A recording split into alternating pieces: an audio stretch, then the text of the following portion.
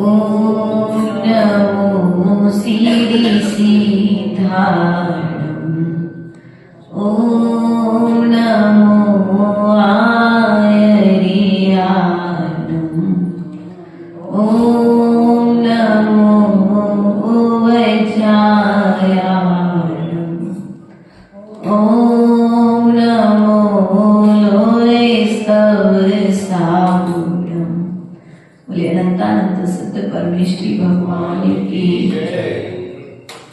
देवादित्य मूलनायक चिंतामणि पारशुनाथ भगवान की शासनायक भगवान महावीर स्वामी की आचार्य भगवंत कुंद कुंद स्वामी की आचार्य भगवंत समंत्र स्वामी की आचार्य भगवंत विराट सागर जी विशुद्ध सागर जी विभव सागर जी महाराज की द्वादशान्वा जिनवाणी माता की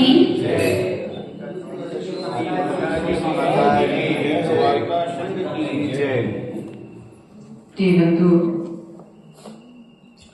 पूर्व में अपना विषय चल रहा था श्रावण के 60 कर्तव्य और 60 कर्तव्यों में भी पहला कर्तव्य देव पूजा, दूसरा कर्तव्य गुरु उपासना और तीसरा कर्तव्य स्वाध्याय। अब चौथा कर्तव्य आता है संयम। कौन सा है चौथा कर्तव्य? संयम। अर्थात आप स्वाध्याय करेंगे और स्वाध्याय में भी यदि संयम को धारण नहीं करेंगे तो सब प्रकार का स्वाध्याय करना बेकार है, क्योंकि मूल जड़ है स्वाध्याय। गुरु की विनय करें तो उसमें भी संयम रखना अनिवार्य है। संयम अर्थात विवेक, संयम अर्थात विवेक।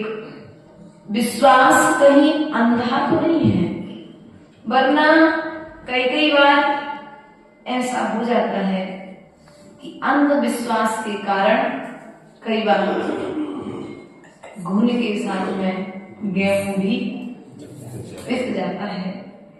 एक बुरे के साथ में सभी बुरे हो जाते हैं। ये कहावत तो जगत प्रसिद्ध है, एक मछली तालाब को गंदा कर देती है। कहीं हमारी विचारधारा है, हम जैन हैं तो जैन होने के साथ साथ में हम विवेकवान कितने हैं, हम संयमी कितने हैं, इस बात पर हमारा परिचय जाता है। इसलिए आचार्य भगवान कहते हैं संयम अर्थात जीवन में हर विषय की मर्यादा, हर कार्य की मर्यादा। देखो तो भोजन के साथ साथ कसायों की मर्यादा, भोगों के साथ साथ उपभोग की मर्यादा, ग्रहण के साथ साथ त्याग की मर्यादा, हर चीज की मर्यादा। अर्थात जीवन के साथ साथ मरण के काल की मर्यादा कि कब मरण करना है, कब से मरण की तैयारी करना है। यह सब बातें किसने बताई? जिनवाणी ने बताई है। अब जब जिनवाणी में तुमने यह सब कुछ पढ़ लिया है तब उसका आचरण तुम्हें संयम पूर्वक अर्थात विवेक पूर्वक करना पड़ेगा। यदि विवेक पूर्वक संयम का पालन नहीं करोगे तो आचार्य भगवान कहते हैं कल तुम दुख के कारणभूत एक साधन बन जाओगे, अर्थात तुम्हारे जीवन में दुख का उदय हो जाएगा। इसलिए यहाँ पर संयम के आचार्य भगवंत ने 2 भेद बताए हैं, एक प्राणी संयम और दूसरा इंद्रिय संयम। संयम के कितने भेद? 2 भेद, प्राणी संयम और इंद्रिय संयम। प्राणी संयम अर्थात पर की पीड़ा का परिहार करना अर्थात पर की पीड़ा को मिटाना, उस पीड़ा का निदान करना, उसको समाप्त करने का उपाय करना। और इंद्रियों से विरक्ति को कहते हैं संयम। क्या कहते हैं? 5 इंद्रियों में विरक्ति का हो जाना संयम है। यदि विरक्ति नहीं हुई है तो आचार्य भगवान कहते हैं विवेक का होना अनिवार्य है। उसके पश्चात में अब प्राणी संयम किसे कहते हैं? तो एक इंद्रिय आदि जीवों की हिंसा का परिहार करना प्राणी संयम है। क्या करना? एक इंद्रिय आदि जीवों की हिंसा ना करना और ना करने देना, और तो और जानबूझ करके नहीं करने। यदि धोखे से हो जाए तो बात अलग है, लेकिन जानबूझ करके। अब एक इंद्रिय जीव वायु का एक जीव, जल का एक जीव, वनस्पति का एक जीव, पृथ्वी का एक जीव और अग्नि का एक जीव। अब वायु का एक जीवों की हिंसा किस प्रकार से होती है? पंखे की जरूरत नहीं थी लेकिन फिर भी पंखा चालू छोड़ दिया, और किसी ने कहा कि भैया पंखा बंद कर दो, जरूरत नहीं है तो पंखा बंद कर दो। तो अखिलेश ने कहा भैया तुम कहाँ जा रहे हो, बिल तो हम भर रहे हैं ना। क्या लोग क्या कहेंगे? आपका क्या जा रहा है, बिल तो हम भरते हैं ना, तो चलने दो। अब भले ही तुम्हें रजाई ओढ़ करके सोना पड़े पंखा चला के तो सो जाएंगे, लेकिन पंखे को बंद। कई लोगों को आदत हो जाती है ठंडे के दिन, अभी आधा ठंडे के दिन पंखा बंद नहीं करते। कूलर है, एसी है, जरूरत नहीं है उसके बाद में भी ऐसे साधनों का उपयोग करना। अब जरूरत नहीं थी लेकिन लाइटर हाथ में था तो जबरदस्ती का उसकी आग को निकाल करके खेल कर रहे हैं, बार बार उसको खोल रहे बंद कर रहे, खोल रहे बंद कर रहे।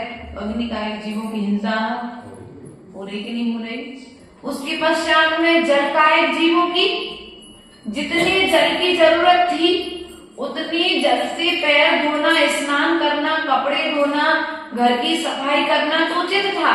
लेकिन हमारे घर में तो बोरिंग है ना, हमारे घर में तो कुआं है ना, हमारे घर में हैंडपंप है, या हमारे घर में तो भैया 24 घंटे नल आते हैं, तो जितना चाहो उतना पानी बहा दो। ध्यान रखना, अब आप जो अनर्थ दंड कर रहे हो ना, उसका भी पाप किसको लगेगा? बोलो तो एक इंद्री आदि अनछना पानी गर्म कर देना।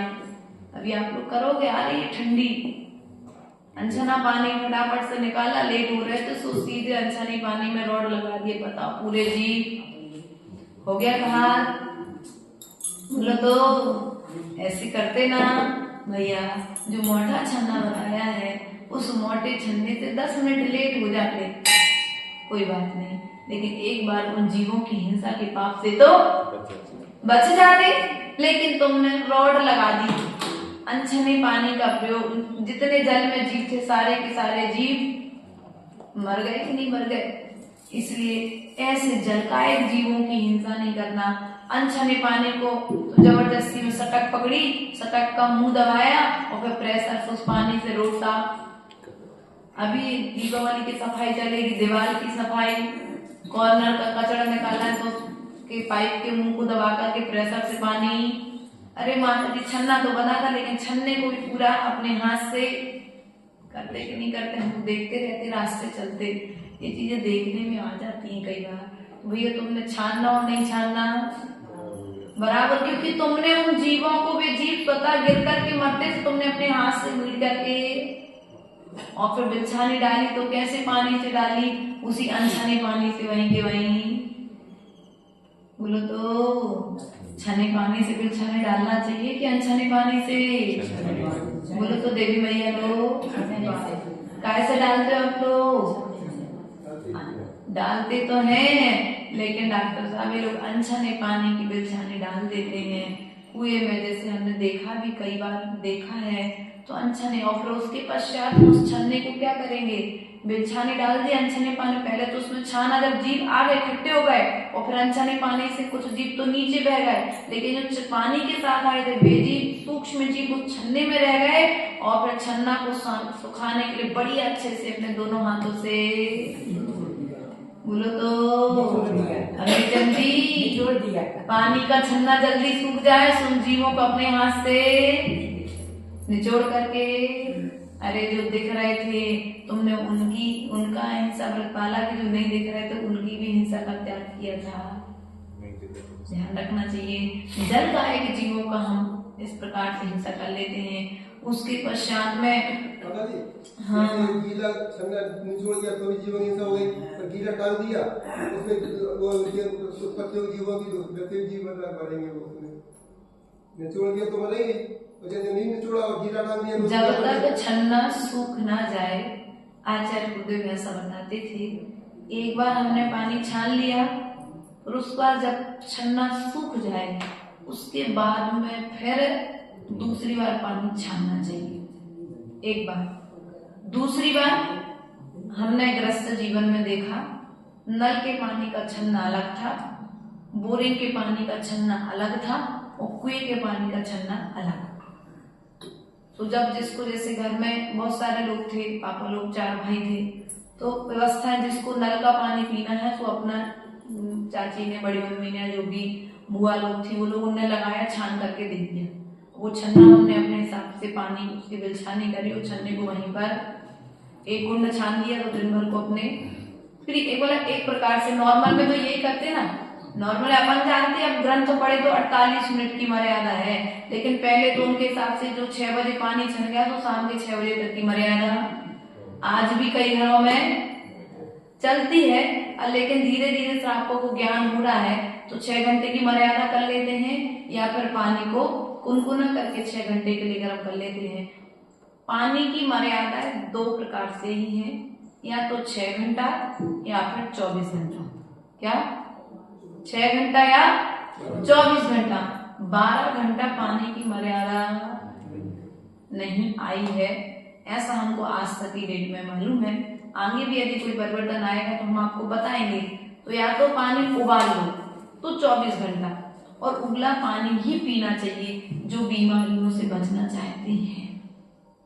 हमने सालों साल उबला पानी पिया। उबला पानी था, शाम को उबाल दिया, कांसे के या तांबे के जो बर्तन चलते थे पहले होते थे, पीतल के बर्तन, उन बर्तनों का पानी, उसमें शाम तो रात भर पानी रखा, उसी पात्र में उबाला, और फिर वो पानी सुबह आहार शरीर में दिया जाता था।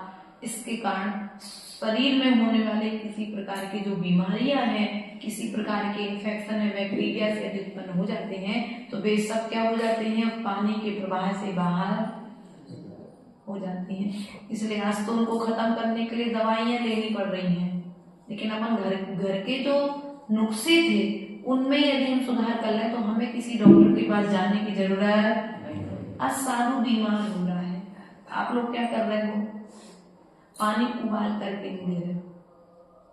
अभी बीच में समाश्री माता जी की स्वास्थ्य खराब हुआ मई के महीने में, तो कई दिनों तक अध्ययन करने के पश्चात में ये रिजल्ट निकला कि जो इन्फेक्शन पेट में जा रहा था, या तो वो सब्जियों के कारण से जा रहा था या फिर पानी के कारण से।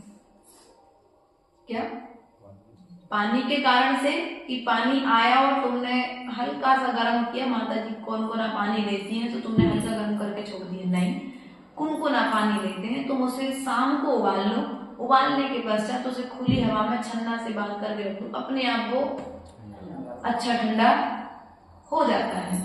लेकिन तुमने क्या किया, हल्का सा, माता जी का टाइम हो गया तो हल्का सा कुनकुना की और गैस बंद कर दी, है ना। उसके पश्चात में सब्जियां आई, सब्जियों के लिए 2 प्रकार से धोने की व्यवस्था बताई है। अपना विषय चल रहा है संयम, यदि संयम का निर्दोष पालन कराना है तो पहले हमें इस विधि को भी सीखना पड़ेगा। यदि जैसे तुम सब्जियां लेकर के आते हो तो सब्जियों को तुम क्या करते हो, एक बार ऐसे हल्की हल्की, लेकिन एक बार नहीं, उसको 3 बार धोने की विधि है। चाहे दाल चावल सब्जियां, दाल चावल धो, चाहे गेहूं आदि धो, चाहे तुम आदि कोई भी सब्जी बनाओ, क्योंकि जब सब्जियां आदि आती हैं तो उनमें पाउडर होते हैं, उनको पकाने के लिए, ककड़ी आदि को लंबा करने के लिए, लौकी को बड़ा करने के लिए इंजेक्शन आदि की व्यवस्थाएं। आपको बता दूं 2016 की बात है शैलेश भैया, पर्यूषण पर्व चल रहा था, आचार्य गुरुदेव का कोटमा में चातुर्मास चल रहा था और मैं भाटापर में चढ़नी थी उस समय, तो भाटा पारा प्रवचन करने गई थी। तो समाज ने बताया, फोन आया, तन त्याग या तप का दिन था और आचार्य गुरुदेव किसी श्रावक के घर आहार करने गए।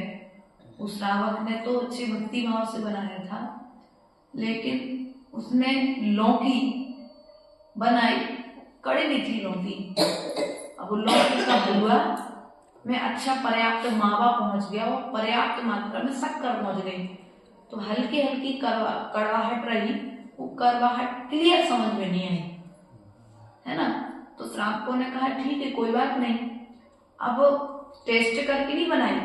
और आचार्य श्री ने आहार में प्राय करके वो मीठा ही शुरू में लेते हैं, वो बढ़िया अच्छे तरीके से उन्होंने वो ले लिया और लेके आने के पश्चात में जब सब्जी चली लौकी की तो उन्हें ज्ञात हुआ कि ये कड़वी है, तो सब्जी तो उन्हें हटा दी लेकिन हलवा तो लौकी का।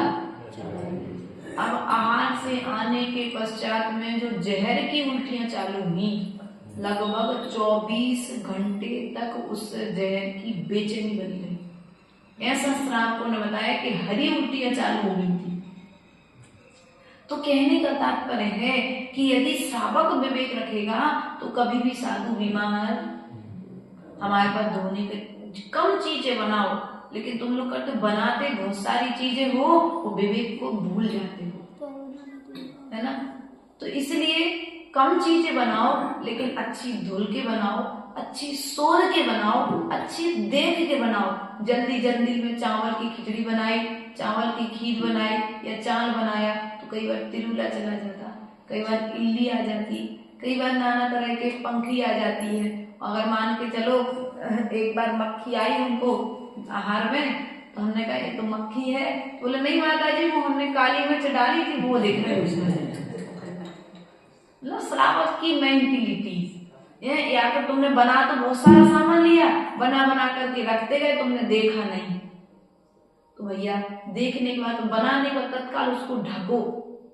अब मान के चलो बांस जो उड़ करके जा रही है उससे भी तो ठंड, बाहर में ठंडा के तुम जीवों का घात रख नहीं हो रहा है। इसलिए यदि तुम प्राणी संयम अर्थात प्राणी संयम का पालन चाहते हो तो एक इंद्रिय आदि जीवों की हिंसा से बचो, उनकी रक्षा करो। कैसे हो सकती है रक्षा? हम अपनी रक्षा करते कि नहीं करते हर तरीके से, उसी तरह से उन जीवों की रक्षा करने का पुरुषार्थ करो। पानी का दुरुपयोग मत करो, क्योंकि आज मिल रहा है कल मिलने वाला तो मिलेगा क्या। आज अच्छे से चल रही है बोरिंग, तो खूब तुम चला चला करके पानी बर्बाद कर लो, लेकिन एक दिन वो बोरिंग भी बंद हो जाएगी तो फिर तुम्हें दूसरे के दरवाजे दुरुपयोग करोगे तो फिर तुम्हें भी एक दिन दूसरे के दरवाजे पर जाना पड़ेगा। इसलिए अपनी वस्तु का कभी भी दुरुपयोग मत करो। जिस रीति से आचार्यों ने विधि बताई है वस्तु का उपयोग करने की, उस रीति से उस विधि से उपयोग करो। पानी का उपयोग भैया कितना लग सकता है? 24 घंटे में हमने प्रमाण बना दिया। अभी तक प्रमाण नहीं था, लेकिन अब ज्ञान हो गया कि भैया 24 घंटे में 2 कमंडल पानी बहुत है, और यदि उबला पानी है तो 1 कमंडल में 24 घंटे निकल जाए। क्या 1 कमंडल पानी अधिक से अधिक हमारे लिए हो जाता। हमने ऐसा अपना अनुभव के चातुर्मास में प्राय करके ज्यादा हमने कमंडल के पानी पर जोर दिया। तो 1 कमंडल पानी लगभग हमारे 24 घंटे के लिए हो जाता है। तो अब 1 कमंडल पानी में जब साधु का काम चल सकता है, तो क्या श्रावक 1 बाल्टी पानी में नहीं कर सकता काम? लेकिन है सो दुरुपयोग। बढ़िया फवारे के नीचे नहाना है तो वहां पे ना अनछना पानी ना। अब तो और व्यवस्था एक और 4 गीजर लगा है तो सीधा सप्लाई पानी की। क्यों भैया? सीधा बटन चालू करो, गरम गरम पानी तुम्हारे नल में है सीधे। अब तुम्हें ना छन्ना की जरूरत ना छन्नी की जरूरत। अब तुम नीचे छन्नी लगा लो नल में, तो क्या काम की छन्नी? क्यों भैया? वहां छन्नी लगाने से फायदा नहीं था, जहां से पानी आ रहा था उस पाइप में वहां पर छन्ना लगाना था, और फिर उस छन्ने को निकाल करके तुम्हारे लिए वहां पर व्यवस्था।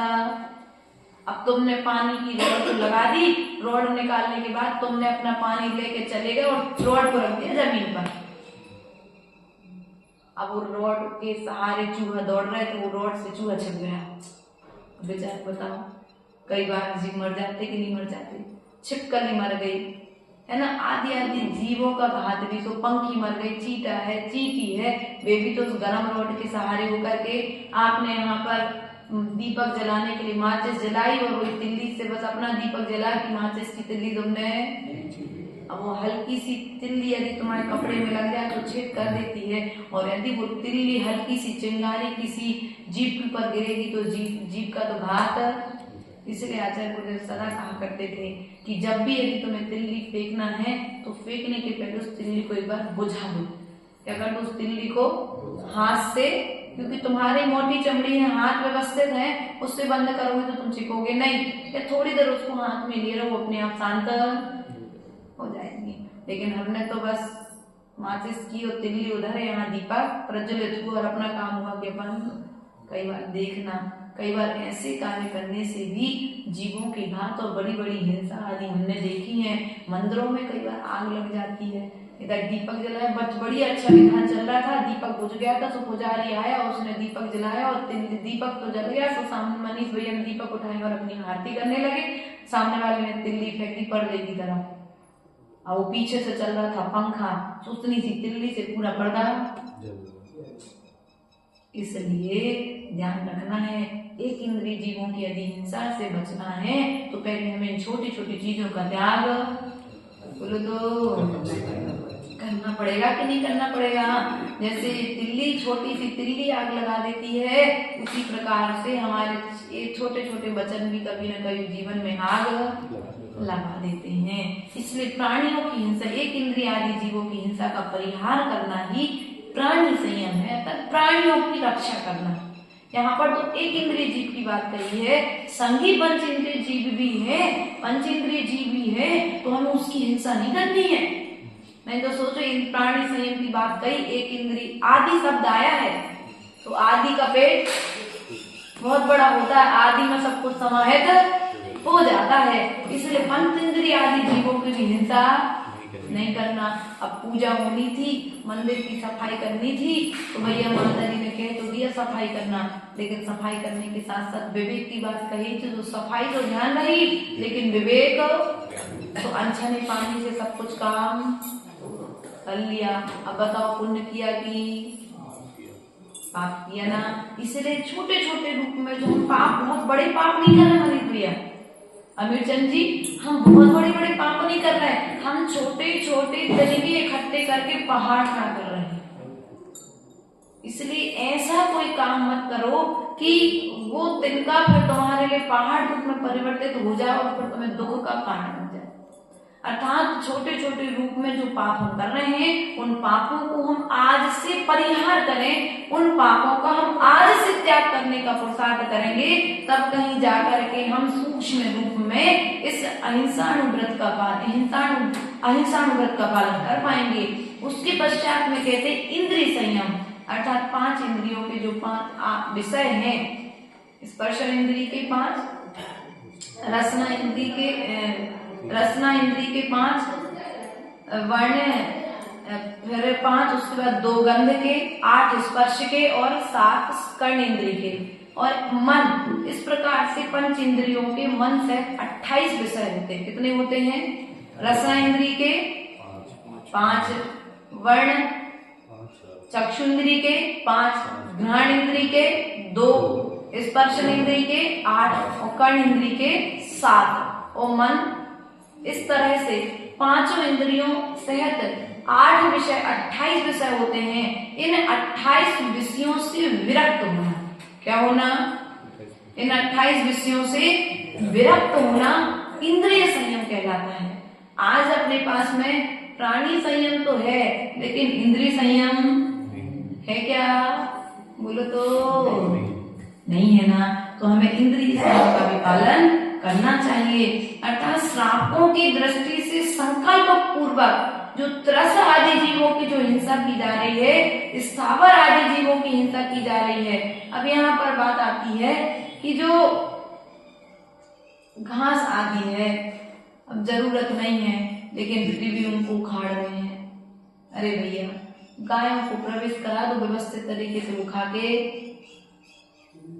चली जाएंगी, लेकिन फिर भी उन पर जबरदस्ती में अपन अच्छा रास्ता छोड़ करके घास पर चल रहे हैं। अभी अपन गए थे विजयनगर, तो बहुत सारे श्रावकों को हमने घास जैसी पड़ी नहीं, लेकिन हल्की हल्की कॉर्नर पर रोड के किनारे पर घास थी। तो इतनी बड़ी चौड़ी रोड छोड़ करके लोग कहाँ जा रहे हैं? बाजू चलने के चक्कर में घास पर पैर रखते जा रहे हैं, चींटियों पर पैर रखते जा रहे हैं, चीटा पर पैर रखते जा रहे हैं, कोई गंदगी यदि पड़ी उस पर पैर रखते चले जा रहे हैं। तो क्या कर रहे? तुम गए तो थे विहार कराने, कर्म की निर्जरा करने के लिए, लेकिन उन जीवों का एक गति से दूसरी गति में विहार करा दिया तुमने। तो बताओ, पाप लगा कि पुण्य? पाप लगाना। तो उस पाप के लिए प्रतिक्रमण करो, और प्रतिक्रमण करके गुरु से जाकर के प्रायश्चित लो, और प्रायश्चित लेने के बाद जो गलती आज करी है तो उस गलती को पुनः करना नहीं। ऐसी बात यहाँ पर बताई गई है। या बैठे बैठे जबरदस्ती में वहां पर भैया आंखों की रोशनी बढ़ती है, सर डॉक्टरों ने कहा है हरी पर चलने से। तो भैया हरी पर चलने से यदि रोशनी बढ़ती है तो घास को खाने लग जाओ। तुम सब्जियां खाओ नहीं, तुम दूध पियो नहीं, तुम रोटी खाओ नहीं, और घास पर चलना चालू कर दो। दवाइयां खा करके तुम आंखों की रोशनी बढ़ाओ, तो ना शरीर का तेज बढ़ने वाला है, ना चेहरे की चमक बढ़ने वाली है, और ना आंखों की रोशनी बढ़ने वाली है। पहले के लोगों को मरते मरते तक चश्मा नहीं लगाना पड़ा। क्यों? क्योंकि बड़ी अच्छे से शुद्ध दूध पीते थे, शुद्ध दाल रोटी दूध रोटी खाते थे। खाते थे कि नहीं खाते थे भैया? शैलेंद्र जी, आपने तो देखा होगा अपने पिताजी को। हमारे संघ में आचार्य गुरुदेव के पिताजी थे मुनि रूप में, उनकी समाधि हो गई सिद्ध सागर जी की। तो सिद्ध सागर जी का नियम था, एक कटोरा दलिया तो रोज चाहिए। दलिया जिस दिन उनको नहीं मिला उस दिन उनका पेट नहीं भरा। मतलब उनकी ऐसी एक मेंटली का है, उनकी आदत में था। बोले माता जी मेरे तले आइटम नहीं खाते, हमें तो शुद्ध दाल रोटी चाहिए बस।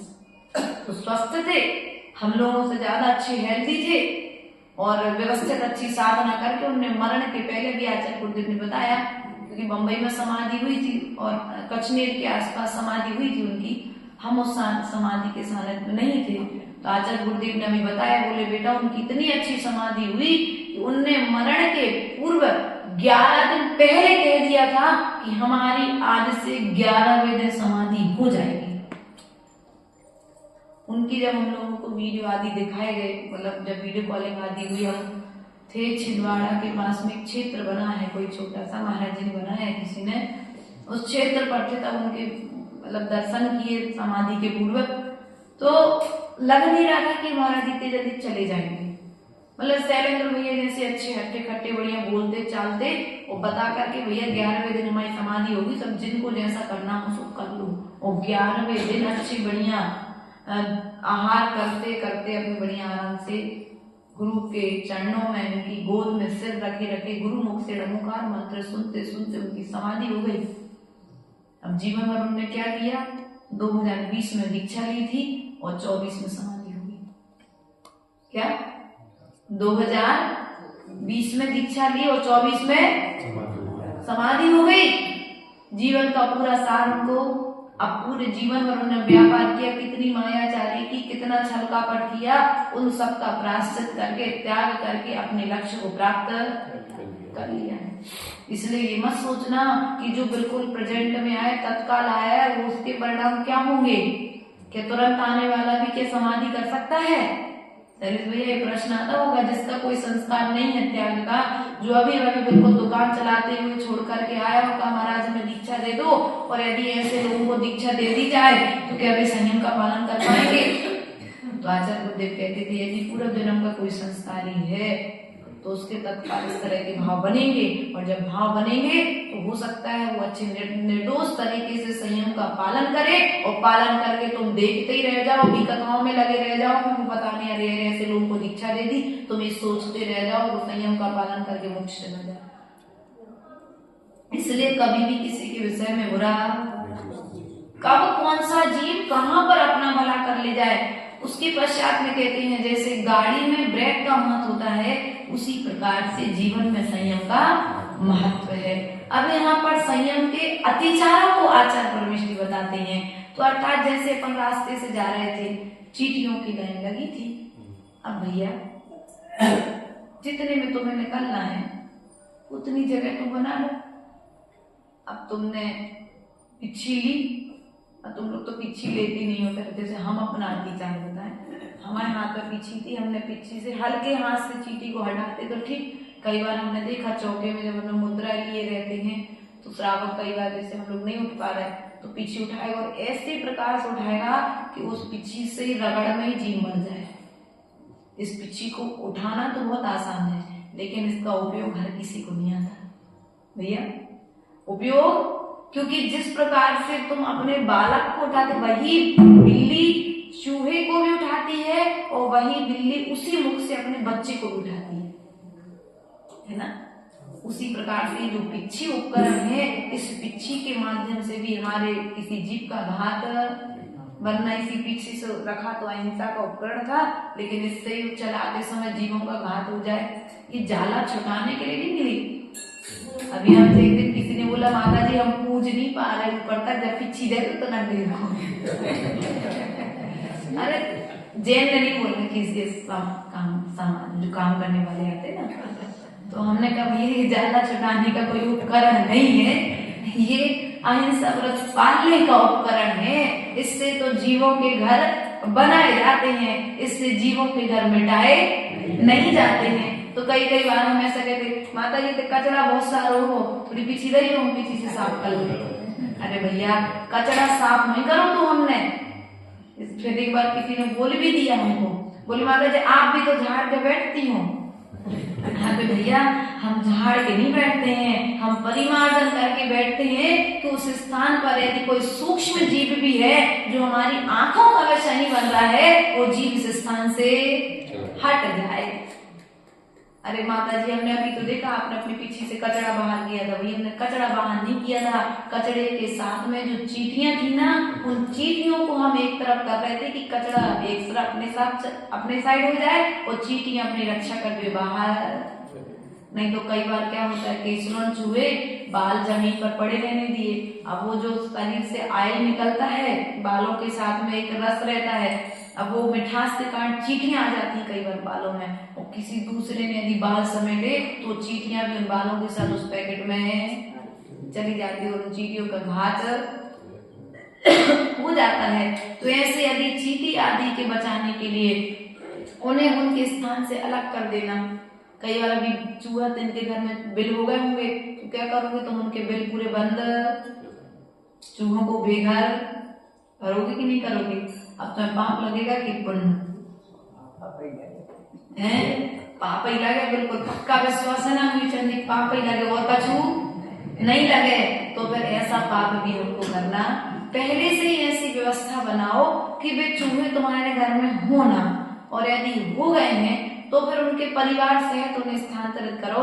नहीं तो बेटे को उनका एक चूहा को तुमने जाल में फंसाया तो नदी किनारे छोड़ा है, दूसरे को जंगल में छोड़ा है, तीसरे को कहीं और छोड़ दिया। अब वो परिवार छितर-बितर, अब वो परिवार को देखो इसमें आता प्रद्युम्न कुमार की माँ का जब चैप्टर आता है तो उस प्रद्युम्न कुमार की माँ ने एक मयूर के बच्चे को उसकी माँ से अलग किया था।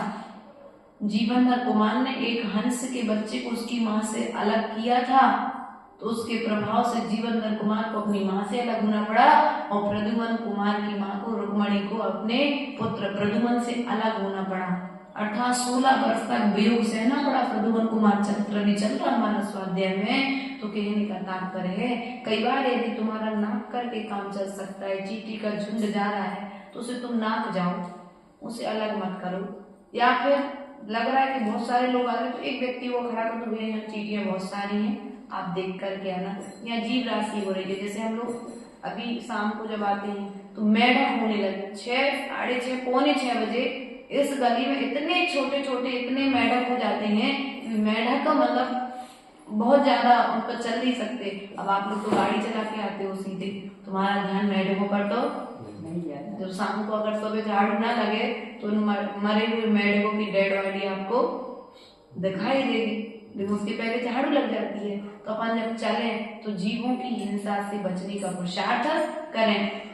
बिना सोते जमीन पर वस्तु रख देना, तुमने देखा नहीं और यहाँ पर बड़ी चिटक रखी थी, तुमने चढ़ाया था अर्घ और थोड़ी देर बाद हमने कभी एक शास्त्र लेकर के आना, सो तुमने शास्त्र ला करके रख दिया और जैसे तुमने शास्त्र रखा तो शास्त्र के नीचे चिटक चिटक पे हजारों चीटियां, वो सबकी सब शास्त्र दब करके मर गई।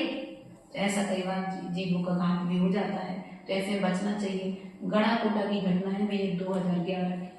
आचार्य गुरुदेव का प्रवचन रविवार प्रवचन होता था गणाकोटा में, तो प्रवचन हुआ।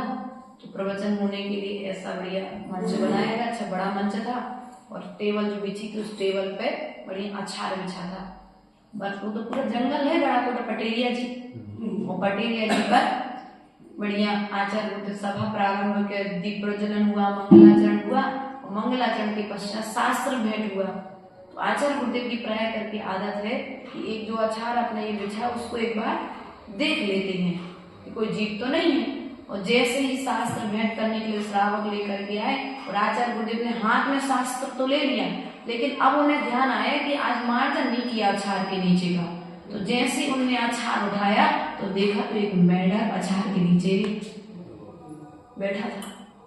कई बार आकर के कोई भी जीव छुप जाए तुम्हारे, क्योंकि बरसात का मौसम होने तो जहाँ पर स्थान मिलेगा भी जहाँ वहां पर जाकर के छुप जाएंगे, बैठ जाएंगे। इसलिए कभी भी जैसे हम लोग को आप लोग यहाँ पर विराजमान करते हो तो एक बार आने के पहले बैठाने के पहले स्थान का देख लो, कोई कीड़ा, कोई जानवर, कोई पक्षी वगैरह, कोई चूहा आया है, कोई भी चीज, कोई जानवर यहाँ बैठ ना जाए यहाँ पर आकर के। और यदि बैठ गए और अपन ने ध्यान नहीं दिया तो कई बार आप कहते ना, हमसे कोई पूछ रहा था माता जी, हम पहली बार देख रहे हैं कि कोई माता जी पाटा उठवा करके मार्जन करवाती हैं। तो पाटा उठा के मार्जन कराने का तात्पर्य क्या है कि कोई चूहा तो नहीं बैठा उस पाटे के नीचे लुका। तुमने उस पाटे को तुमने बिछाया है तो उस पाटे के नीचे कहीं पाटे पर कोई छिपकली तो नहीं है ना। लेकिन कई बार क्या होता है, कई बार देखते हैं आप लोग चौका तो लगाते हो, लेकिन उस पाटे की शुद्धि को कई बार उस पाटे में जाले, मकड़ियाँ, चींटियाँ, कहीं बहुत सारे चीजें होती हैं। तो हमारा कहने का तात्पर्य ये है कि बिना सोते किसी भी वस्तु का प्रयोग, कई बार जब आहार में आप लोग बर्तन लेकर के आते हो, टोटी वाले जो जगह तो उसमें कई बार जाले और जल्दी जल्दी में बहुत सारे 2 साधु की व्यवस्था थी और 3 साधु पड़क गए, तो तुमने जल्दी से एक्स्ट्रा बर्तन निकाले, उसमें पानी भर के बोलो तो अब जीव घात हुआ कि जीवों की अहिंसा करें। आहार का पुण्य तो मिलेगा, लेकिन यदि जीवों का घात हुआ तो वो पुण्य भी पाप रूप में परिवर्तित। कई बार हम बिना मंजी बर्तनों में अच्छे साफ करे रखे थे, साल भर पहले तो रखे थे हमने, तो बढ़िया उठाए उसी। कई बार बर्तनों की हालत बता देती है कि आपने किस बर्तन में किस प्रकार से आहार दे रहे हो, अर्थात जो बर्तनों में तुम आहार देने जा रहे हो उनकी भी शुद्धि का व्यवस्थित ध्यान रखना चाहिए। उन बर्तनों में आहार नहीं देना चाहिए जिन बर्तनों को तुम सार्वजनिक रूप से सभी के बीच में यूज कर रहे हो। तुम्हारे इष्ट मित्र भी आकर के उसमें पानी पी रहे हैं और उन्हीं बर्तनों में तुम साधुओं को पानी पिला रहे हो, तो आचार्य मन कहते हैं महादोष है। क्योंकि कौन सा व्यक्ति क्या खाता है, तुम्हारी दोस्ती यारी तो निभ जाएगी, लेकिन तुम्हें कहीं ना कहीं अतिचार का दोष। हमने तो देखा है शैलेंद्र भैया, आपने भी अपने घर में ही देखा होगा, बड़े पूर्वज क्या करते थे कि भैया रिश्तेदारी नीचे बैठक रूम था, हमारे चौका तक कोई प्रवेश नहीं, रिश्तेदारी बैठक रूम तक। और बैठक रूम में भी एक अलमारी बना दी जाती थी जिसमें उनके भोजन करने की मतलब थालियां, ट्रे और उनके कप गिलास अलग रहते थे। सो नाश्ता बना करके यदि तुम्हें परोस करके देना है तो बर्तन निकाले जाते थे, उन बर्तनों में भोजन हाँ बढ़िया प्रेम से तुमसे व्यवहार निभाएंगे, उनमें खाओ, बढ़िया घर का कोई सदस्य या फिर सामने वाला कोई उस बर्तन को साफ करके व्यवस्थित वापस।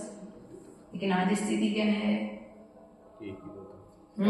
उन्हीं बर्तनों में हम खा रहे हैं और उन्हीं बर्तनों में हमारा जो मित्र था, वो अदर था, वो भी खाना। बताओ शुद्धि कहाँ बचेगी, शुद्धि कहाँ गई हमारी। इसलिए ध्यान रखना है, हमारे लिए शुद्धि का ध्यान रखना है। चलते चलते मोबाइल आदि चला रहे हैं आप लोग, कितने जीव मरते जा रहे हो। कई बार तो ऐसा होता है मोबाइल चलाते चलाते कई बार बच्चे नदियों में गिर जाते हैं, क्योंकि पट्टी पे बैठ के चला रहे हैं, कहीं एक्सीडेंट हो जाते हैं।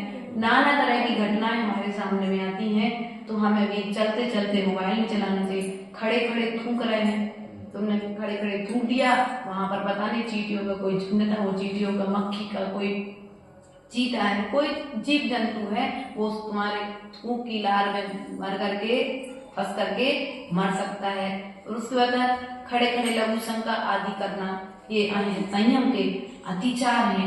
ऐसा आचार भगवंतों ने कहा है, तो हमें प्रयास और पुरुषार्थ करना चाहिए अपने संयम में किसी भी प्रकार का दोष ना आए, उसमें किसी भी तरह की विराधना ना हो, किसी भी तरीके से झाड़ू आदि जैसे आप लोग लगाते हो तो कब लगाना, कैसे लगाना, किस प्रकार से किसी जीव का घात ना हो।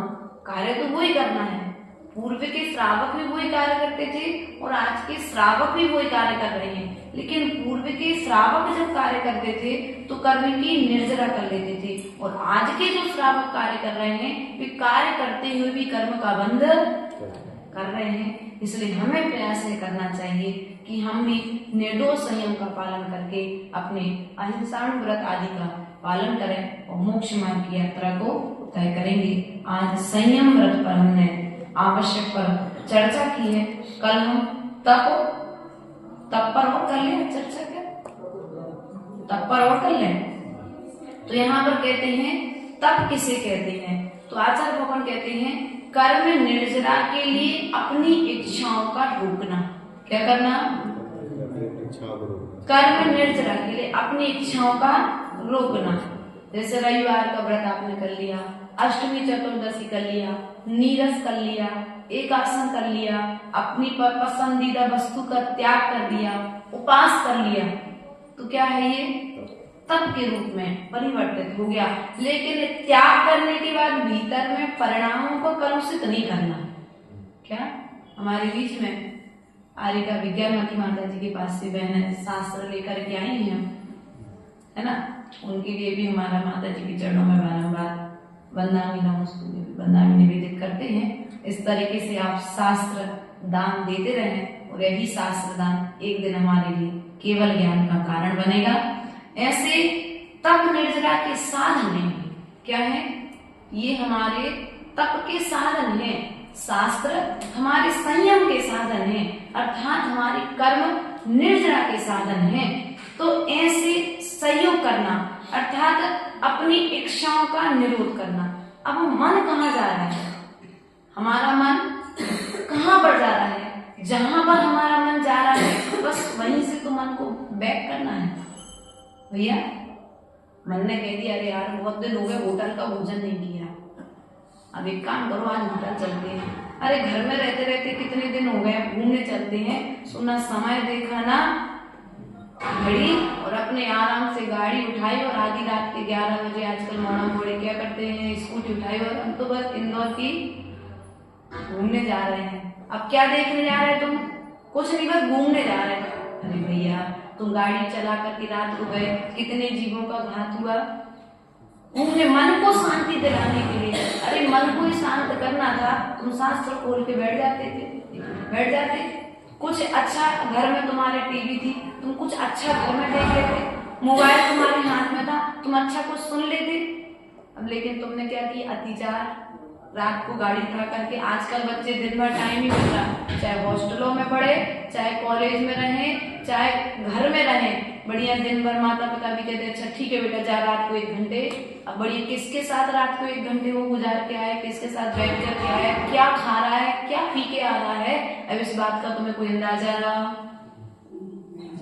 अभी हम लोग कॉलोनी में थे, मई के महीने की बात है। हम लोग जंगल गए, माता जी, तीनों माता जी थे और 2 माता जी और थी। तो हमारे साथ जो श्रावक, अब एक ही श्रावक गया क्योंकि दोपहर में लगभग 3:30-4 बजे की बात है। पटरी क्रॉस करके जाना पड़ता वहां पर, बहुत अच्छा बना जंगल उनका। जब गए तो हमने तो अपने भी शुद्धि करी और शुद्धि करके अपने वापस आगे जाने लगे। लेकिन जो माता जी, 2 माता जी और आई जो हमारे पीछे से, उनके साथ में एक लड़की थी।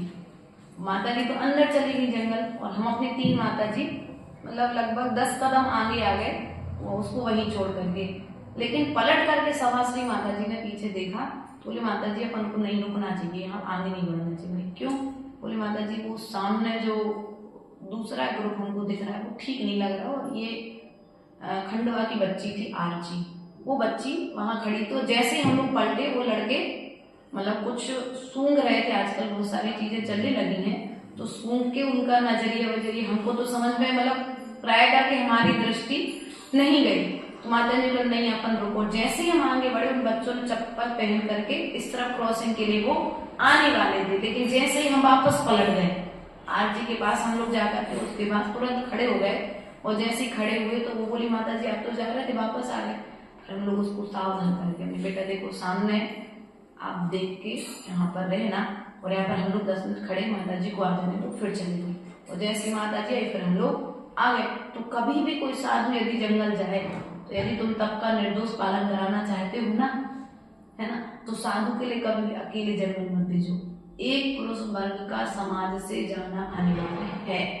कभी भी कोई माता जी का संग आए, कोई महाराज जी का संग आए, कब कहाँ पर कौन किस रूप में सामने आकर के अपनी साधना की विराधना करा दे, इसका कोई भरोसा। अब माता जी तो जंगल चली गई थी और हम जंगल करके वापस आ गए थे, और रास्ते में वहां पर कोई घटना हो जाती तो जिम्मेदार कौन होता? नाम तो समाज का ही आता ना। इसलिए समाज यदि साधु को लाती है और बिना बुलाए भी यदि कोई साधु आ जाता है, तो हमें जिम्मेदारी से क्या करना चाहिए? उसकी सेवा करनी चाहिए, अर्थात उसके तप में पालन करने में सहयोगी बनना चाहिए। अब यहाँ पर तप के 12 वेद है, 6 अंतरंग और 6 बहिरंग, जिनकी चर्चा हमने तप के दिन पर यहाँ पर परिसर में की थी। अर्थात तपों को अपनी शक्ति ना छिपा करके, क्या तप आदि है, मुनि बनने की क्षमता तो है, लेकिन अभी भीतर में ऐसा हो रहा है भाव, अरे यार अगर ये सब छोड़ देंगे, फिर इच्छा होगी तो क्या करेंगे? फिर ऐसा है ना पवन जी मन में। अगर हम तो दीक्षा माता जी आज ले ले, बिल्कुल कोई परेशानी नहीं है, लेकिन फिर यदि दीक्षा लेने के बाद हमारा मन यदि गृहस्थी में लगा रहा, तो हम दीक्षा इसलिए नहीं ले रहे। नहीं भैया पवन जी, तुम दीक्षा का भाव कर रहे हो ना, तो एक बार क्या करो, जैसे कहते ना बुंदेलखंड में एक कहावत है, जब ओखरी में मुड़ गई तो मूसलों से काटा। क्यों पंडित जी, सही कह रहे हैं ना? सही है। ओखरी में मुड़ दी तो मूसलों से। अब जब तुमने दीक्षा धारण कर ली है, तब जब तुमने दीक्षा धारण की है तो बुरे विचार आएंगे, क्योंकि अनादिकाल का संस्कार नहीं है ना तप का, संयम का, त्याग का, तो बुरे विचार आएंगे।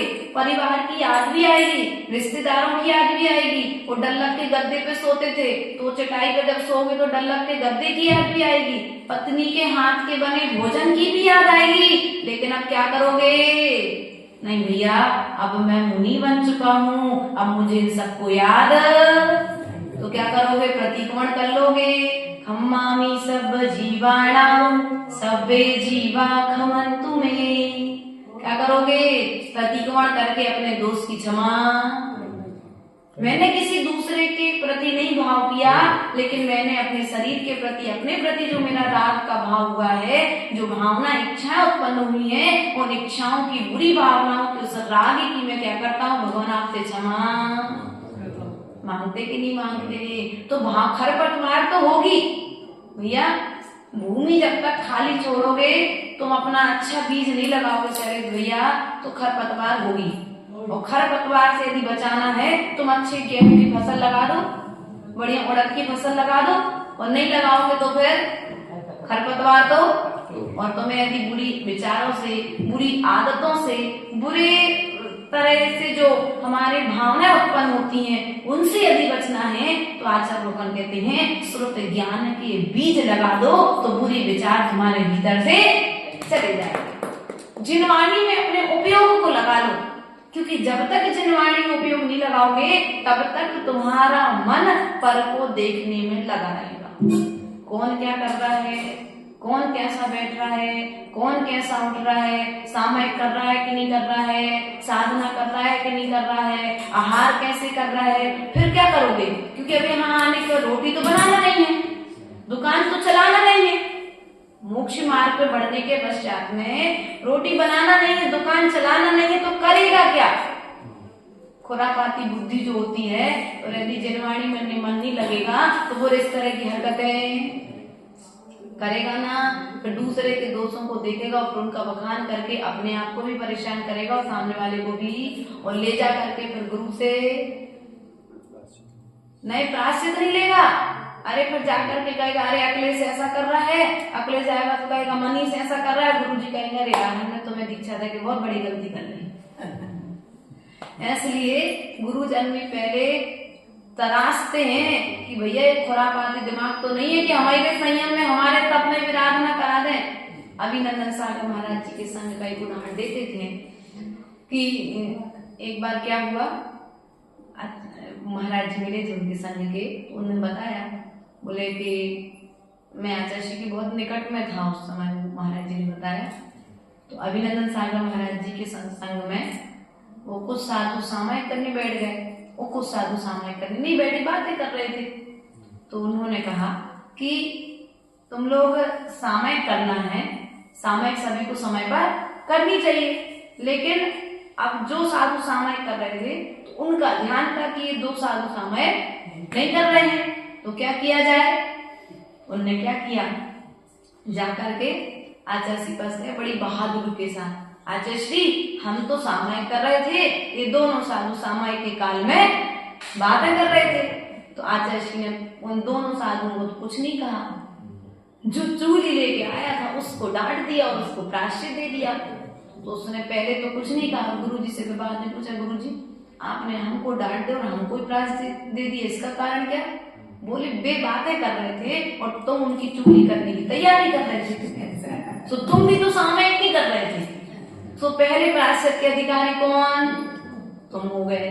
तो कहने का तात्पर्य है जब सामायिक करने बैठे हो तो बिल्कुल सब तरह से अपने मन को, वचन को, काय को, इंद्रियों को बस में कर लो। और जब यदि तुम इस तरह से बैठे हो तो अभी तुम बाहर से तो लग रहे हो सामायिक करने बैठे हो, लेकिन भीतर से अभी कर्म की निद्रा प्रारंभ नहीं हुई है। रसों का त्याग करना, किसका त्याग करना? रसों का त्याग करना, संस्कार बना लो। जैसे चतुर्मास में भी हमने देखा कई परिवार ऐसे मिले हमको यहाँ पर कि जिन्होंने 4 महीने तक अपने घर में आलू प्याज नहीं बनने दिया, और कई परिवार ऐसे मिले जिनने अष्टमी चतुर्दशी के दिन भी त्याग नहीं किया। देखा मैंने, हर जगह जाते आते हैं तो कम से कम इतनी तो अपने इंद्रियों को बस में करो कि अष्टमी चतुर्दशी महीने के 4 दिन तो हमारे घर में कम से कम जमीन कंद का प्रयोग, अदरक है, प्याज है, लहसुन है, मूली है, गाजर है, आदि बहुत सारी चीजें हैं तो इनका प्रयोग। लेकिन हम अपनी रसना इंद्री पर विजय प्राप्त नहीं कर पाते हैं, तो क्या करते हैं? पाप के भागी उन दिनों, महापर्वों के दिनों में भी पाप करते रहते हैं। रस का त्याग करो।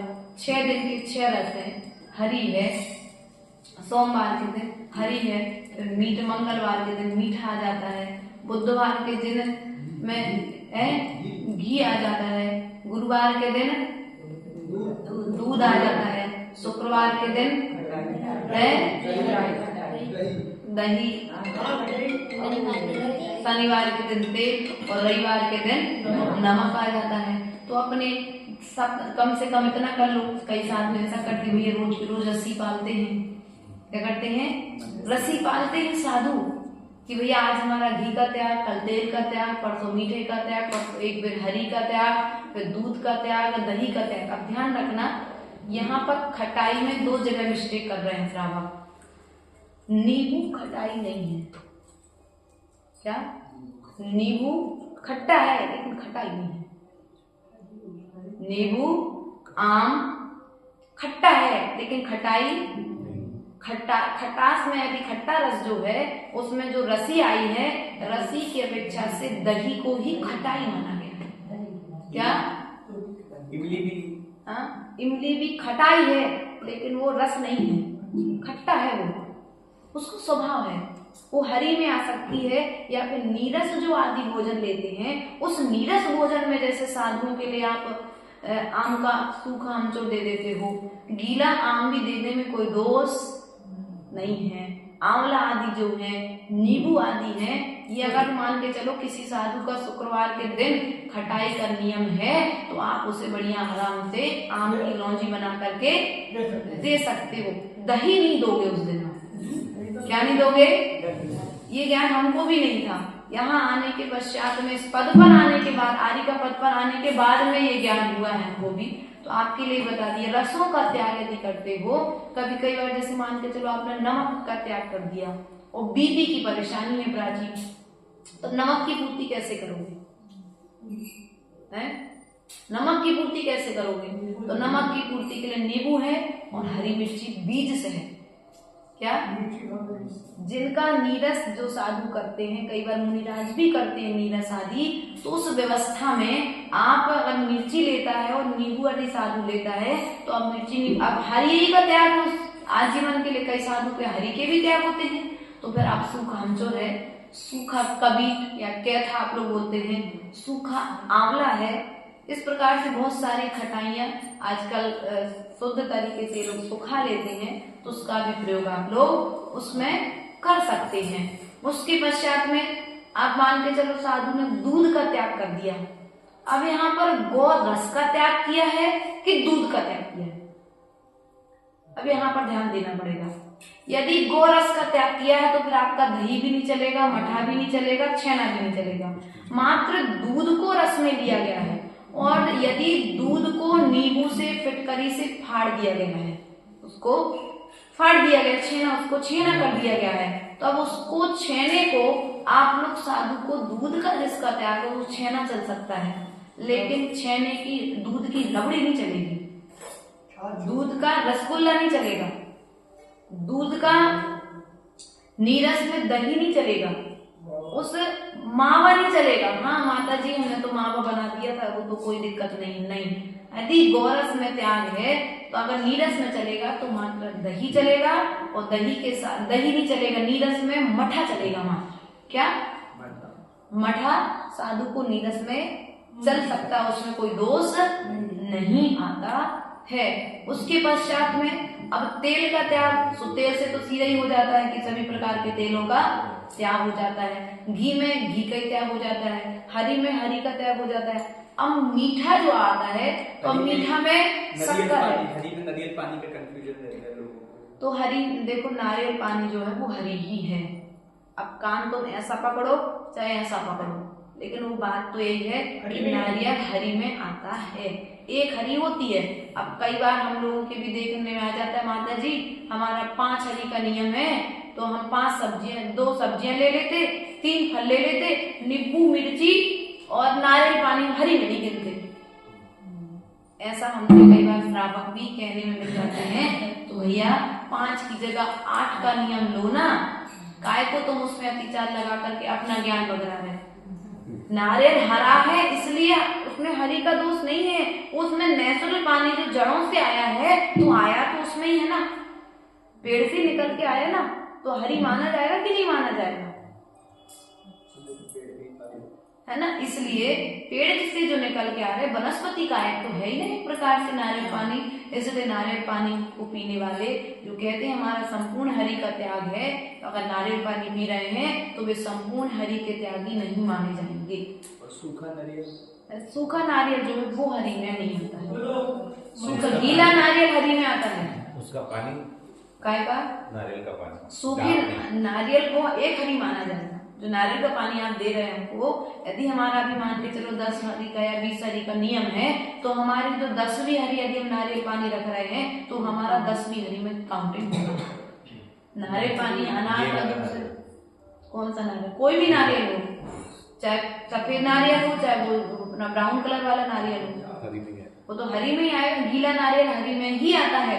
सूखा नारियल जो होता है वो सूखा नारियल हरी में नहीं आता है। गोला जो है वो हरी में नहीं आता, वो गीले सूखे फल में ड्राई फ्रूट में आ जाता है। जैसे बादाम है, अभी आपके यहाँ लगी बहुत सारे पेड़, हम अभी यहाँ देखे हमने इस गली में लगा। और भी जैसे अभी जब वितरण के लिए गए थे गोमटगिरी में बहुत सारे बादाम के पेड़ लगे हैं, तो वो हरी बादाम है। तो उसको यदि निकाल करके लोगे तो वो हरी बादाम का उसमें दोष आएगा। और यदि उसको तुम नॉर्मल तरीके से लोगे तो उसमें हरी का दोष, सूखी लोगे तो हरी का दोष नहीं। हम लोग ने काजू का फल देखा, यदि काजू को तुम साबुत उस पेड़ में से तत्काल बिना सूखा है गीला यदि कच्चा काजू निकाल रहे हो तो हरी का दोष आएगा। और यदि उस काजू को तुम सीधा यदि मतलब सूखा हुआ ले रहे हो तो उसमें हरी का दोष नहीं आएगा। ऐसे ही चिरौंजी आदि जो होती है हरी भी आती है और सूखी भी आती है। दाल है, तुअर दाल सूखी भी आती है और सूखी आती है तो अनाज हो जाता है, और गीली आती है तो हरी भी हो जाती है और अनाज भी हो जाता है। अब तुम लोग जैसे हमारे लिए अभी भुट्टा चला रहे हैं तो भुट्टा हरी में भी आ रहा है और अनाज में भी आ रहा है। मक्का का जो चला रहे हैं स्वीट कॉर्न वो हरी में भी आ रहा है और एक प्रकार का अनाज भी है। हरा मटर अनाज भी है और हरी भी है। उसके पश्चात में बहुत सारे चना आएंगे अभी कुछ दिन पश्चात, तो चने हरी में भी आएंगे और अनाज में भी आएंगे। नहीं तो आप लोग कहते माता जी अभी अनाज 5 अनाज और 5 हरी का नियम था तो अभी चना ही तो चले हैं, तो भैया एक अनाज भी काउंटिंग हो गया और एक हरी भी काउंटिंग हो जाती है। ऐसी बहुत सारी व्यवस्थाएं आ जाती हैं। अब यहाँ पर मिर्ची की बात आती है तो जो हरी मिर्ची है वो तो हरी में आएगी, लेकिन जो सूखी मिर्ची है वो हरी में, वो मसालों में आ जाती है। तो ऐसी धना है तो हरे धना तो तुम्हारे हरी में गिने जाएंगे, लेकिन हरे धना में सूखे धना तुम्हारे हरी में नहीं गिने जाते हैं। तो जो तप करने की व्यवस्था हम आपको सिखा रहे हैं, रस परित्याग आदि की व्यवस्था में हमें छोटी चीजों को सीखना पड़ेगा।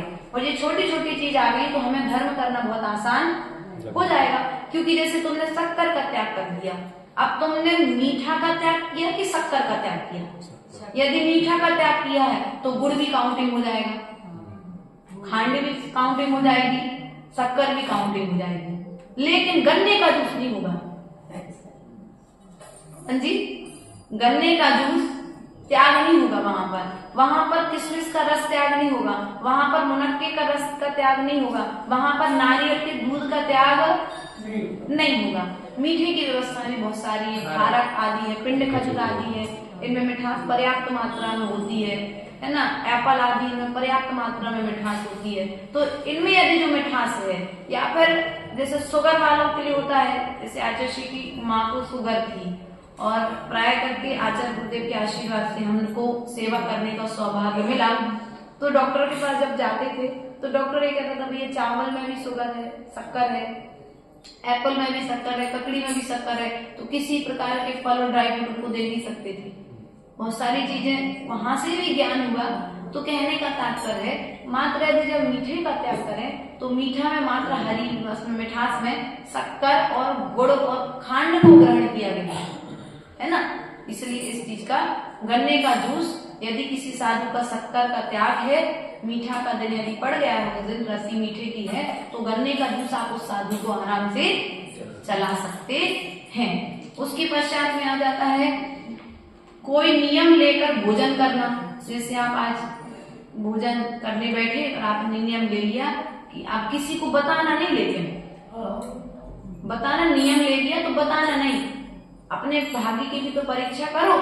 कई बार जैसे हमने शैलेश भैया नियम लिया भोपाल में कि आज हम फलाने के घर पर ही आहार लेंगे जाकर के, और सुनील भैया के घर का नियम लिया और सीधे मंदिर से मुद्रा बांधी तो सीधे जाकर उनके दरवाजे पर रुक गए। अब इतना तो विश्वास था कि सामने वाले के घर पर जाएंगे तो हमें शुद्ध मिल जाएगा। सो तत्काल उन्होंने बढ़िया प्राश कुएं का पानी, परीक्षण का समय था, सुप्राश कुएं का पानी उनके घर पर रखा था, सोले का दूध उनके घर पर रखा था, सभी तरह के ड्राई फ्रूट उनके घर पर थे, और बाजू में उन्होंने तत्काल उनके जो भाई मतलब क्या छोटे भाई की जो पत्नी थी उनके यहाँ बढ़िया सोले की रोटी और सब्जी बन चुकी थी। सो बढ़िया पड़ गए फटाफट से, आजू बाजू एक घर में दो किचन थे, बढ़िया आराम से आहार हो गया। अब कोई कहे प्राची कहे कि हमने तो चौका लगाओ तो माता जी हमारे तो नहीं पड़गी, तो आचार्य सार ग्रंथराज में वीर नंदी आचार्य ने कहा है कि साधु किसी भी श्रावक का भी नियम लेकर के आहार में पड़गान कर सकता है।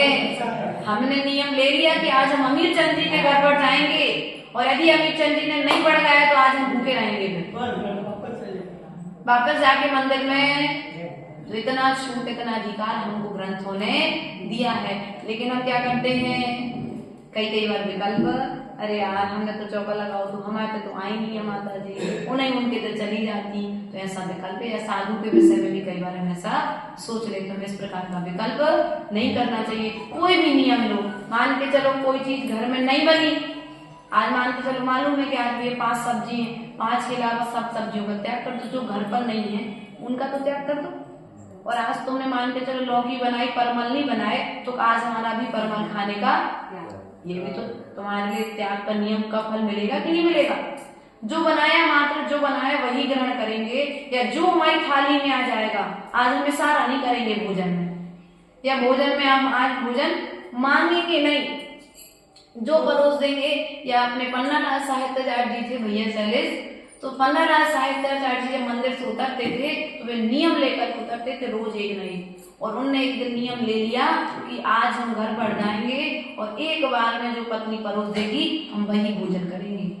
अब पत्नी को तो पता ही नहीं था कि पंडित जी आज नियम लेकर के आए, वो भी बेचारी पर्यूषण का समय चल रहा था, सो पंडित जी के आगे आगे आई, उन्होंने फटाफट से पानी गर्म किया, आटा लगाया, उन्होंने सोचा चलो पंडित जी प्रवचन करके आए, थक गए, सो एक गरम रोटी और अच्छी बड़ी गरम दाल और सब्जी परोस देंगे।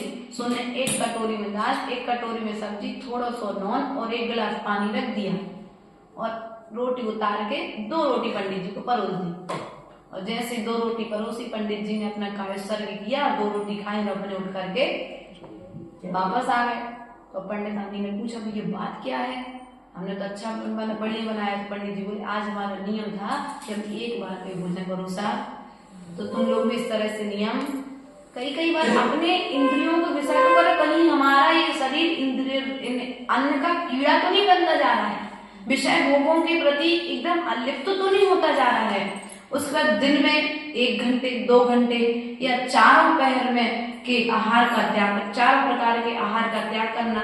अब मान के चलो आप सुबह से लेकर के 9 बजे तक मंदिर में रहते हैं, तो भैया जब तक हम मंदिर में विराजमान है जब तक हमारा सभी प्रकार के अन्न का, जल का, दूध का, ड्राई फ्रूट का, रबड़ी का, सबका करके आते कि नहीं आते? नहीं करते, तो फल भी नहीं मिलता है। मिलता है क्या? करना चाहिए। जब मंदिर में आओ, शाम को तुमने पानी पी लिया है, रात को तुमने 12 बजे भी यदि पानी पिया तो उसके बाद त्याग कर दो कि जब तक मैं मंदिर के दर्शन नहीं करूंगा तब तक का मेरा पानी पीने का, और मंदिर में आओ जब तक मैं घर नहीं जाऊंगा जब तक मेरा 4 प्रकार के आहार जल का, ऐसा नियम लोगे तब भी कर्म की निर्जरा। अब ऑफिस में बैठो, पानी पीने की फुर्सत नहीं हो, त्याग कर दो 2 घंटे के पीरियड का। क्या उस 2 घंटे के लिए तुम्हें इंटरवल मिलने वाला नहीं है, तो 2 घंटे का भी पानी का या भोजन का यदि तुम त्याग करते हो तो कहीं ना कहीं वह छोटा रूप में तब तुम्हारे लिए बड़े रूप में परिवर्तित होने में साधन बनेगा। उसके पश्चात में तप व्रत के अतिचार आ जाते हैं। तो यहाँ पर कहते तप के बदले संसार के भोगों की आकांक्षा करना। भगवान हम नमोकार मंत्र की व्रत कर रहे हैं, अब इसका फल क्या है? वो फलाने का भी उसमें कथा में आया था, उनको ऐसा फल मिला था तो मुझे भी वैसा फल। सुगंध दशमी का हमने व्रत किया, वो दुर्गंधा थी, वो सुगंधित शरीर को प्राप्त हो गई, देवांगनाओं के समान सुंदर हो गई, उसके सहस्पति हुए, मुझे भी उसके समान सुगंधित शरीर। ऐसा भाव करके तप आदि ग्रहण नहीं करना। तप के कारण शक्ति क्षीण होने से आवश्यक क्रियाओं को भूल जाना। अरे यार व्रत तो पर्युषण को पास तो हो गए लेकिन पूजा ही नहीं करी। अभी देखने में आता है जब पर्युषण पर्व आता है तो लोग उपास तो करते हैं लेकिन पूजा ही नहीं करेंगे, स्नान ही नहीं करेंगे, बढ़िया एसी पंखा कूलर बढ़िया सो रहे हैं, हाथों पर सब लोग भैया व्रती करने के लिए लगे हैं। भैया अपने आवश्यक कर्तव्य कर सको, ऐसे व्रत आदि का हमें नियम लेना चाहिए। ऐसा नहीं पूजा करने नहीं जा पा रहे, अब खड़े होने की हिम्मत नहीं बची तुम्हारी। ऐसा नहीं कि सामयिक छूट जाए, प्रतिक्रमण छूट जाए, अब तुम्हें दिन भर दूसरे से हाथ पांव दबाने पड़े या दिन भर तुम्हें ककड़ी घिसवानी पड़े, घी लगवाना पड़े। ऐसा व्रत करने का पुरुषार्थ तो करो, मना नहीं है, लेकिन पुरुषार्थ के साथ साथ में अपने आवश्यक कर्तव्यों को भी करना अनिवार्य है। तप के कारण भूख प्यास से पीड़ित होने से आवश्यक में उत्साह न होना। अरे यार, माता जी ने कही थी सो हमने नियम ले लो, लेकिन अब हमसे तो भैया सहन नहीं हो रही भूख। अब रात को 12 बजे फटाफट से बेचैनी होने लगी। कई बार तो क्या होता है, सुबह से उठ के स्नान किया, वो कई माताएं ऐसी करती है, अनंत चतुर्दशी को पास तो करा देती, लेकिन बिना दर्शन करे कई बार बच्चों की पाना।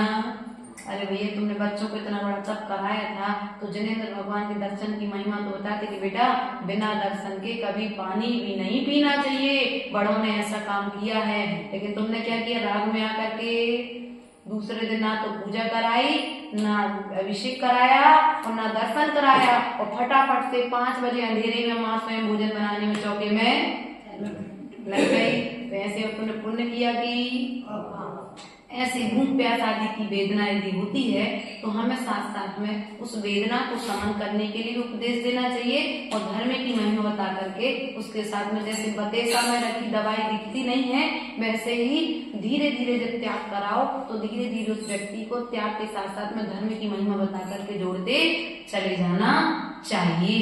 वृद्ध अवस्था में शक्ति न होने से विचार करना मैं व्यर्थ में तप कर लिया, हमारी शक्ति तो है ही नहीं यहाँ, अब जबरदस्ती में दीक्षा ले ली, हमारी हिम्मत तो थी नहीं, लेकिन उन्होंने कई तुमने भाव में आकर दीक्षा ले ली, अब पछता रहे, या कोई नियम ले लिया, त्यागी व्रती बन गया, कुछ भी XYZ छोटा मोटा आपने तप कर लिया, उसके पश्चात में तप करके अहंकार करना, अरे हमारे बराबर शक्ति तो कोई भी नहीं, देखो हम पूजा भी कर रहे हैं, अभिषेक भी कर रहे, वे देखो वे तो परे हैं, करते नहीं ऐसा अपन लोग, देखो उन्हें ले उधर टिकना पड़ रहा है उपास करके, और हम देखो बढ़िया बिंदास तरीके से बैठे। नहीं, अगर तुमने तप किया है तो कर्म निर्जरा करने के लिए किया है, अहंकार के जाप करने के लिए किया है, ना कि अहंकार करने के लिए किया है। ममकार करने के लिए तुमने तप नहीं किया है, तुमने अहंकार का जाप करने के लिए तप किया है। इसलिए जब भी तप करने बैठो तो अहंकार का त्याग कर देना, किसी को हीन मत समझना, क्योंकि यदि तुम दूसरे को हीन समझते हो तो एक दिन वह हीनता तुम्हारे भीतर प्रवेश कर जाएगी। इसलिए आज तप के विषय में और संयम के विषय में हमने समझा है। कल हम दान नाम के जो आवश्यक है उसके विषय में समझने का प्रयास और पुरुषार्थ करेंगे। बोले महावीर स्वामी की, परम पूज्य आचार्य गुरु नित्यानंद जी की